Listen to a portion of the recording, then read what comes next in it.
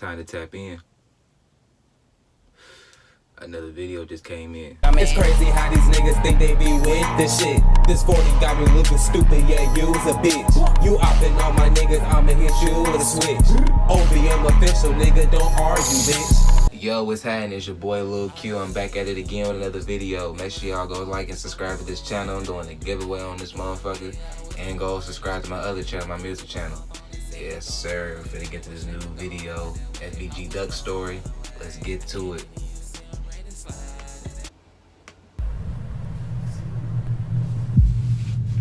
Chicago rapper who was gunned down here on one of Chicago's ritziest streets. They say 2 other people were also shot when 4 gunmen, witnesses say, jumped out of cars and fired from just a few feet away. It's an act of violence that took place on an August day in the Gold Coast against a Chicago rapper. And then it was promoted and bragged about on social media. And the feds say it was because of that helped them make this case. And it's me. Think about it. It's me.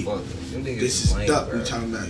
One of my ops see me, they ass gonna squeeze. Cause they wanna kill me so fucking bad. They left my nigga bleeding on the fucking ground, bro.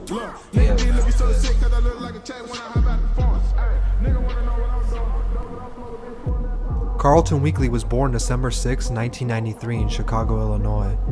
Carlton grew up on the south side in an area known as the Low End.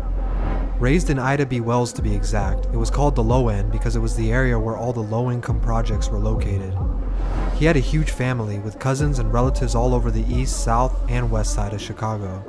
Although this can be a blessing, in a city like this, that means even relatives can become ops depending where they reside. That's how seriously the gang war in Chicago is taken by those who are involved.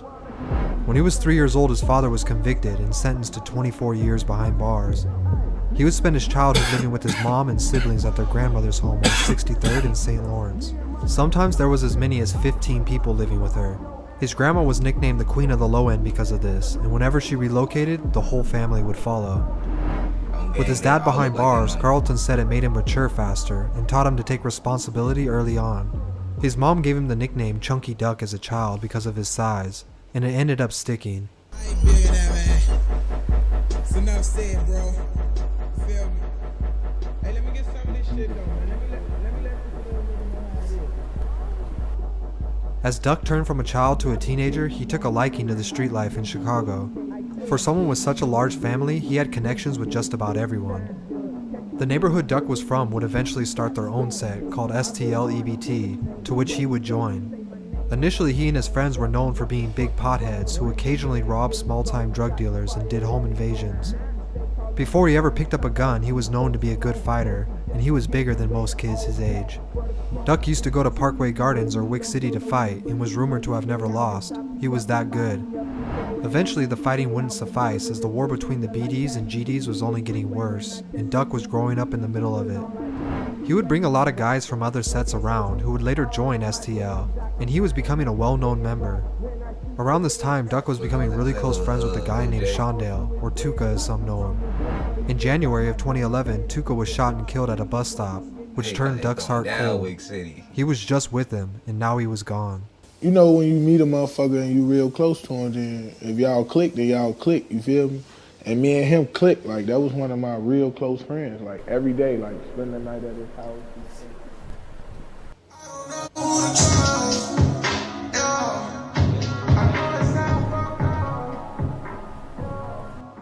By now, Duck was fully engulfed in the streets, and he had no intentions of taking any other path in life. While this is happening, a guy named Billionaire Black started coming around STL-EBT, and he too became good friends with Duck. Billionaire Black was an aspiring rapper who knew a lot about the industry, and he encouraged Duck to start rapping since he had been talking about it and freestyling for years. At the time, STL-EBT had multiple op sets who were all getting recognition in the Chicago drill scene. As we know it, they often used music as a way to not only talk about the war, but throw disses as well. With some of them even getting nationwide exposure, Duck wanted to become the voice of his set, and that's what he did. He and a few others would form their group, Flyboy Gang, or FBG, because they thought they were the flyest guys in school. It would also later be referred to as the Clout Boys, and Duck sometimes would be called Big Clout, but for the most part, he birthed FBG Duck here. All these ops steady hate saying what they gon' do. Sneak dissing on these songs, but they never ever That nigga was GD at first. He started recording his first songs and releasing them in early 2011, but he was still heavy in the streets.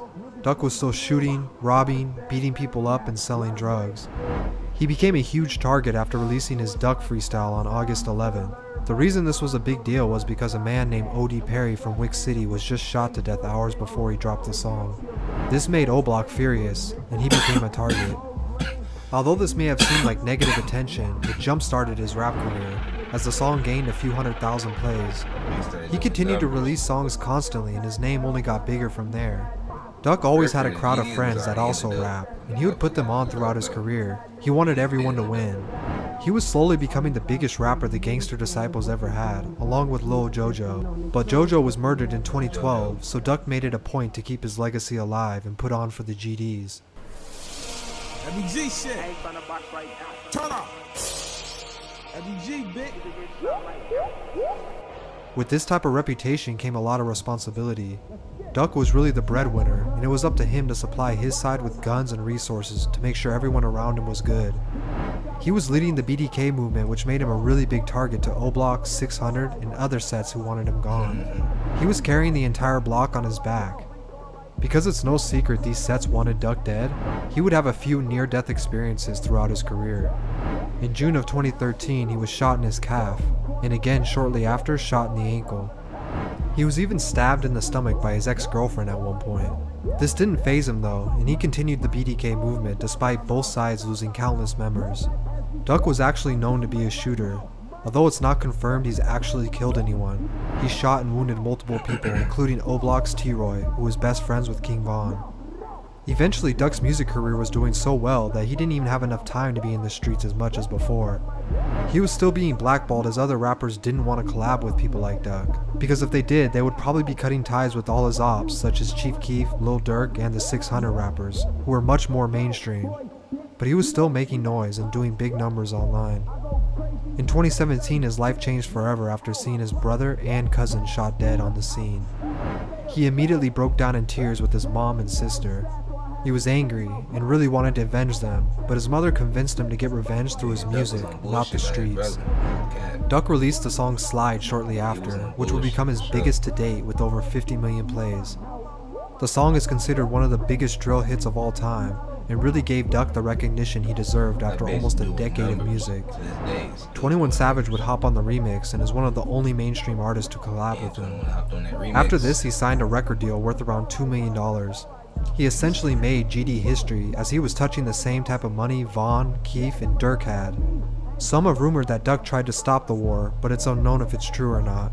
He did, however, release songs like Chicago Legends in 2019, where he honored legends from both his side and the other side, something that takes a lot of humility to do. Unfortunately, he was already in too deep, and the target on his back too large. What they want me to do? On August 4th, 2020, Duck set out to the Gold Coast of Chicago, an area that's known for its high-end luxury stores. It was broad daylight, and he was shopping for his son whose birthday was coming up. Duck and his girlfriend were seen by fans inside the store, to where he realized he needed to leave before his location was leaked. They went into the Dolce & Gabbana store to avoid conflict and waited.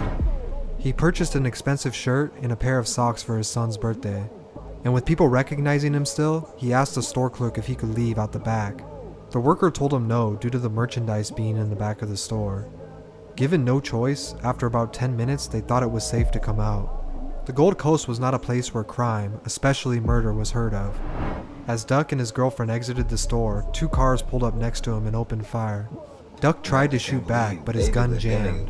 He fell to the street floor where he was shot around 15 times. He would pass away later that night, just 2 days before his dad was set to be free from his 24-year sentence. O-Block celebrated while STLEBT mourned the loss of Duck. A dozen cop cars parked on King Drive that night in an attempt to avoid retaliation from the GDs. Posters even went up around the city warning people to stay inside. That's how impactful Duck was in the community. Almost a year later, 5 people were found to take part in his murder, but only 4 were arrested after one took his own life.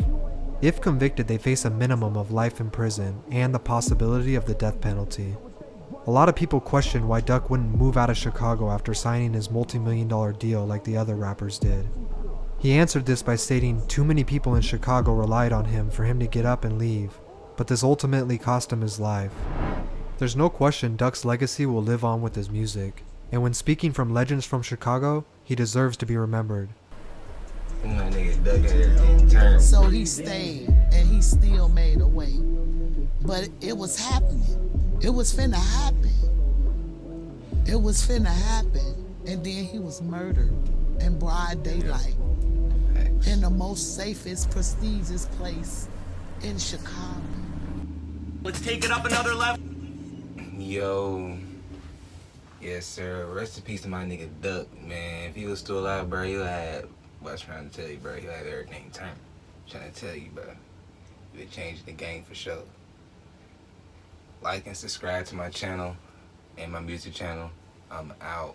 All these niggas gon' get murked. Running niggas out they pockets, we had to get it, and that's for sure. I'm gon' pull up to your block, we gonna hit you with this Glock. I ain't playing with that nigga, we gon' tie you like a knot. If I hear you dissing on the game, you might just get shot. When them niggas try to pull up, nigga, you know I just had to pop. I'm always slide with the gang, we gon' pull up with the mops. He should never ran his mouth, now look his body dropped. Ran it by his fucking socks, we had no bread, we had the rob. I'm always stepping on these niggas, all my niggas do the job. When I pull up to the hood, all my niggas dab me up. Soon as we see a fucking op, yeah, my savage clap him up. He like, where the ops? I don't know, they just hit him up. Pussy nigga, I'm from the wood and I'ma always throw it up. Let's roll that beat.